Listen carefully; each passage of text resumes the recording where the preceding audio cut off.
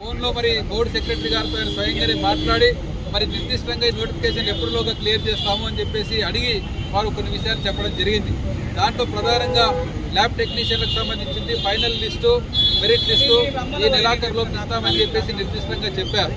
రెండో point nursing ఆఫీసర్లకు సంబంధించింది ఈ రోజు తర్వాత ఒక వారం రోజుల్లో వాళ్ళ యొక్క ప్రొవిజనల్ మెరిట్ లిస్టును డిక్లేర్ చేస్తామని చెప్పారు. దాని తర్వాత ఏఎన్ఎంలది డిక్లేర్ చేస్తామని చెప్పారు. కాబట్టి నెలాఖరులోపు ఈ 3 కేడర్లను క్లియర్ చేస్తూ ఫార్మాసిస్టులకు సంబంధించింది డ్రగ్ కంట్రోల్కు సంబంధించిన డిపార్ట్మెంట్కు కొన్ని వెరిఫికేషన్ కోసం పంపించాము. ఆ వెరిఫికేషన్ వచ్చిన వెంబడే ఫార్మాసిస్టులకు కూడా మేము క్లియర్గా చేస్తాము.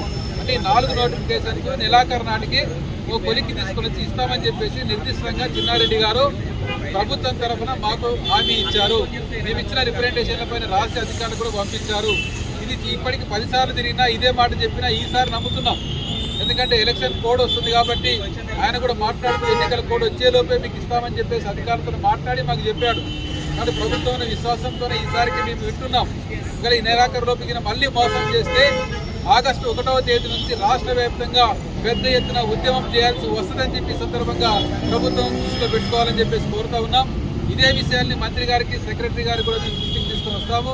ప్రభుత్వం యొక్క చర్యల పట్ల ఎదురు చూస్తూ ఉంటాం. ప్రభుత్వంగా స్పందించకపోతే వారం తర్వాత మళ్ళీ మేము యాజిటేషన్ క్రమంగా స్టార్ట్ చేస్తామని చెప్పి సందర్భంగా మేము చెప్పదలుచుకున్నాం.